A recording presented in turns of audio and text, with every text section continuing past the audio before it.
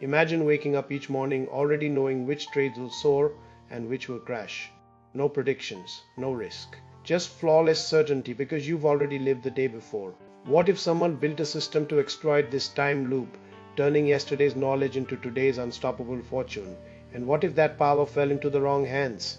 Eli sat on the edge of his thin mattress, his phone glowing in the dim kitchen. He had just finished a shift as a courier, his hands still warm from the cold air on the street, and the bill he received was heavier than his rent. Money was a constant question, a weight that pressed against his shoulders. He dreamed of a day when his wallet would feel fuller, when he could buy the things he needed without feeling like a slave to the paycheck. His apartment was small, a single room with a peeling poster of a broken bridge that had once promised something better. He had no family to rely on, no friends who could offer help, and no savings that could cushion a mistake. When he turned on the old TV to watch the news, a clip flashed on the screen about a new predictive analytics program the city was testing. It claimed to forecast traffic patterns, predict crime, and even suggest where businesses could open next. Eli stared at the screen, his mind already racing. If a program could foresee a crime, could it foresee a profit? That night, scrolling through a forum called Future Hunt, Eli found a post titled The Watcher. The author, a username called Flokes, wrote in shaky capital letters, "What if we could see every move before it happens?" Imagine a world where you earn money without risk because you already know what people will buy. Eli felt a shiver. He replied with a single question, "Where do I start?" The reply was a link to a file named tomorrow.zip. Without knowing, Eli downloaded it and opened the file on his laptop. Inside was a strange script that hummed quietly in the background. The code was written in a language he didn't fully understand, but it was simple in its purpose. Predict the next move of anyone who entered a database of microtransactions. "Is this a joke?" Eli whispered to the empty room. He opened the code on his monitor. A line caught his eye. Predict consumer movement, time 1. He realized it could look at what people were doing now and tell you what they would do in a few minutes. If that was true, he could know before anyone else what to buy or sell. The thought of making money without risk thrilled him. Act 1 closed with a sense of curiosity and tension. Eli, with a trembling hand, typed his first command into the terminal. The script responded with a list of items, a small grocery that would soon go on sale, a stock that would rise in a day. He saved the file, set a timer, and went to bed thinking about a life that might finally change. The next morning, Eli woke to a buzz from his phone. A notification from his bank, "Your account shows unusual activity. Please verify." He frowned. He did the simple task of buying the predicted grocery item at the store's discount and then reselling it at a higher price to a friend who was buying the same item for a dinner party. The profit, though small, made his heart race. He tested again. He predicted the movement of a taxi company that would need more drivers, bought a used car, and found a ride-share driver who was looking for one. He sold it to him for a tidy profit. The system worked. The thrill of passive income swirled in his chest. He saw a picture of himself, eyes wide, the code on his laptop glowing like a secret. He began to use the system more. It wasn't just about groceries or cars, it was about everything. He predicted when a new cafe would open, bought a share of their equipment, and then sold the equipment to a competitor. He became a shadow in the city, a ghost who moved with the data, but the more he used the system, the more uneasy he felt. He watched his own movements being predicted in a list that appeared on a screen. "You will walk into the coffee shop at 2 p.m. He stopped, eyes darting to the corner where his apartment door hung ajar. He felt like someone was watching him. The line of code was too efficient, too close. He wondered who made this, how did it know so much? At night, the lights of the city flickered like 1,000 eyes. Eli's apartment felt small, the walls closing in. He felt a creeping dread that the system, while giving him money, was giving someone else more power. The algorithm was a window into every move, and if it were in the wrong hands, it could become a weapon. Act 2 saw him diving deeper into the mystery. He sought help and found it in an online community of code hunters. He met Mira, a quiet coder with a shaved head who lived in an old loft filled with cables and monitors. Mira had been part of a secret project called Observer, an FBI initiative that used predictive algorithms to stop crime before it happened. She had left the agency because she believed the program was too powerful and too intrusive. "I can help you," Mira said, her voice barely above the hum of his speakers. She slid a folder across the table, a map of the Observer's code, with a note, "Observer, predict every move before it is made." "Do not sell this code." She told Eli that the algorithm he had downloaded was a leaked version of Observer's core. "The Observer project was meant to protect people, not to give people money," Mira whispered. She showed him how the system was used. Data from surveillance cameras, police reports, financial records, and social media were fed into a massive neural network. The network could forecast not only crimes but also public behavior.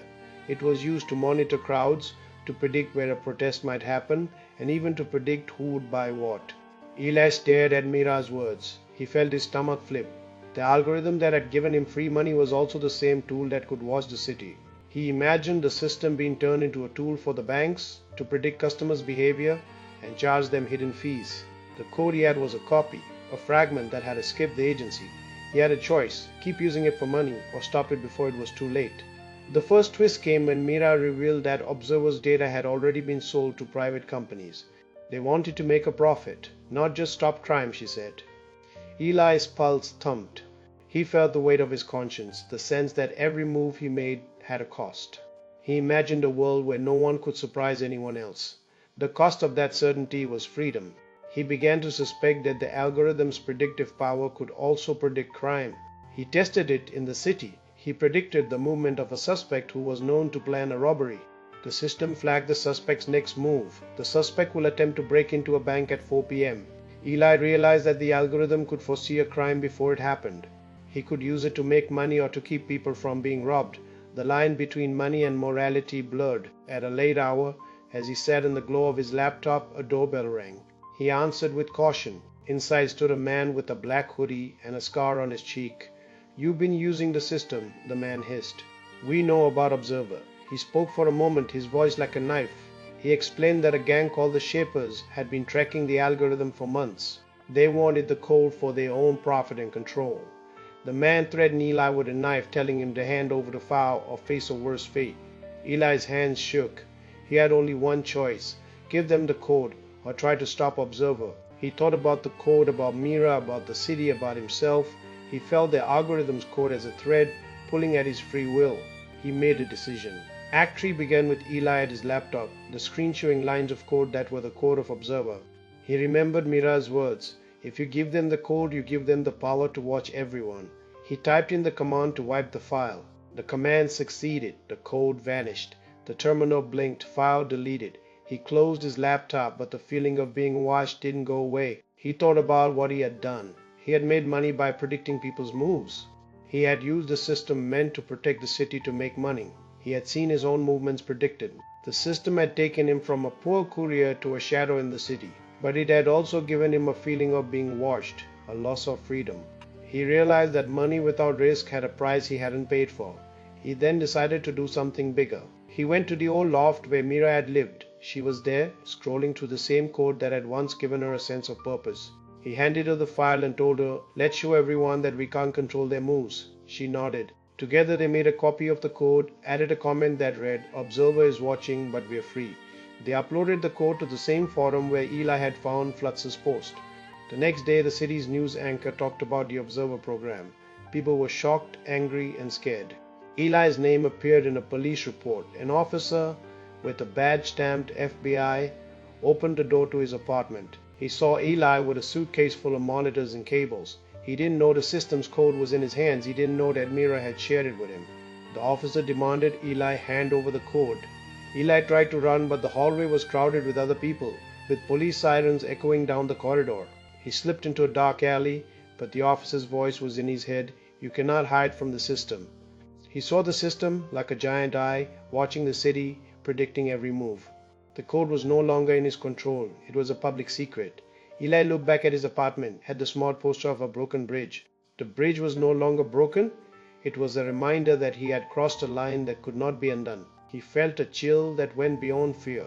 He realized that the code, the system, was a double-edged sword. It could give people money, but it could also give power to those who controlled it. He realized that the cost of having a full wallet was a loss of freedom, a feeling of being watched by a program that could anticipate every move.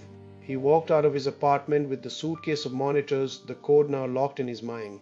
He could no longer trust that the system would be used only for profit. He realized that if the system were in the wrong hands, it would become a weapon. He decided to keep walking, to keep moving, to keep his hands free. He did not run into the Observer program or the FBI. He didn't hand over the code. He left the system behind and lived in a city that still had its eyes watching. The final moment was quiet. Eli lay on his mattress again, staring at the ceiling. He thought about the algorithm as a crystal ball, about how the city had become a stage for a silent battle. The algorithm had given him a moment of money, but the cost was a loss of privacy, a feeling that someone else could watch his steps. He realized that freedom had a price, and that the price was more than just money. The system was now out of his hands, but its influence was felt in every corner of the city. The city, once a place where people walked without being watched, had turned into a place where people feared being seen. Eli understood that the algorithm had taught him one thing, that money cannot be made for free without a cost. He closed his eyes, the city's lights flickering like a million watches, and felt the weight of a decision he would never undo. He felt the algorithm's code as a reminder of the line he had crossed, a line between freedom and profit. The city continued to pulse, each heart beating a rhythm that the Observer program could one day predict. But for now, the world would keep its breath and Eli would keep walking, knowing that every move was part of a story that had no perfect ending. Found this interesting? Subscribe to the channel. Give this video a like, share it out, and drop your questions or ideas in the comments. Until our next adventure.